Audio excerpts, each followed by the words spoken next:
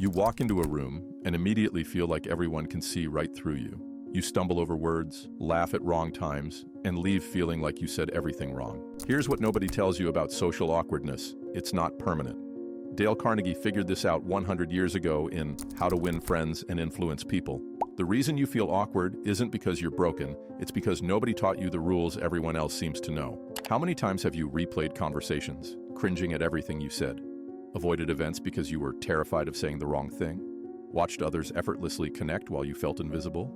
Social awkwardness isn't just uncomfortable, it's isolating. It keeps you from relationships you want, holds back your career, makes you feel like you're watching life happen to everyone else. Most people think social skills are something you're born with. That's garbage. They're learnable. And socially awkward people are usually the most thoughtful, interesting people in the room. They're just so focused on not messing up that they forget to actually connect. Rule 1, stop trying to be interesting. Start being interested. Biggest mistakes socially awkward people make? They think they need to be fascinating, witty, impressive. So they prepare stories, rehearse jokes, put enormous pressure on themselves to perform. But Carnegie discovered people don't care how interesting you are.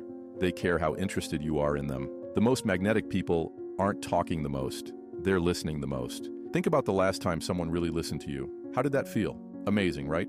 Being truly heard is one of the rarest experiences in our distracted world. Instead of, what should I say to impress them? Think, what can I learn about this person? Instead of preparing your next story, prepare your next question. How did you get into that? What's that like? These simple questions make you more memorable than any clever joke. Rule 2, remember names like your life depends on it. Carnegie said, a person's name is the sweetest sound in any language. But socially awkward people miss names because they're too anxious about what to say next. When you remember someone's name and use it, something magical happens. They feel seen, important, like you actually care about them as a person. The trick isn't better memory, it's paying attention. When someone says their name, repeat it immediately. Nice to meet you, Sarah. Use it twice more during conversation. Sarah, what do you think? Great talking with you, Sarah. This helps you remember and makes them feel valued. People remember how you make them feel long after they forget what you said. Rule 3, find genuine common ground. Socially awkward people feel like they have nothing in common with others.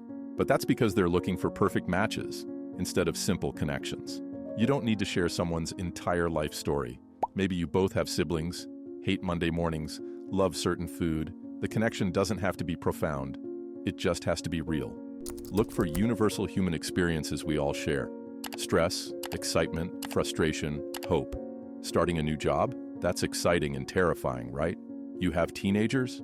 I don't know how parents survive that phase. The magic happens when you acknowledge the shared human experience behind someone's specific situation. You're recognizing their humanity, not just making small talk.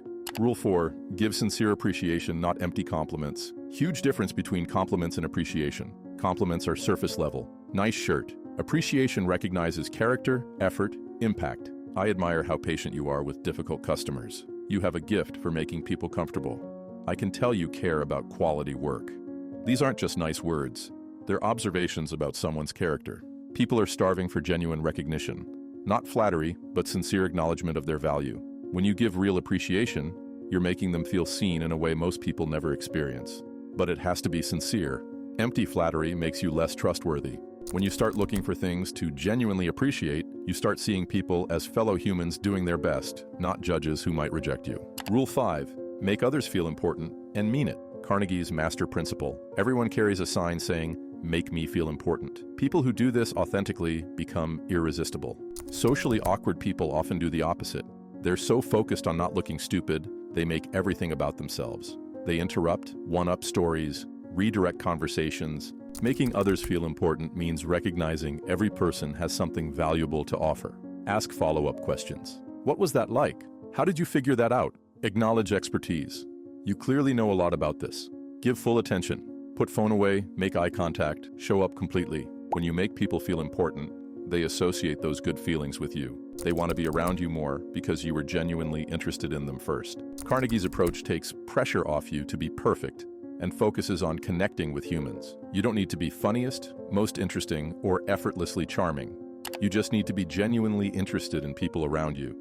Social awkwardness comes from being too self-focused in an anxious way. You're so worried about how you're coming across that you forget to engage with the person in front of you.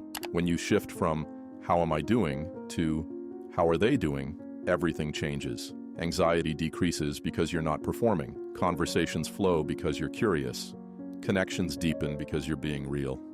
If this helped you see social interactions differently, hit subscribe for more practical advice on building genuine connections. I break down social psychology every week with tools that work in real conversations. If you've struggled with social awkwardness, drop a comment. What's your biggest challenge in social situations? Sometimes naming it is the first step toward changing it. Remember, you don't need to be perfect to be likable. Just be interested in others, and they'll become interested in you.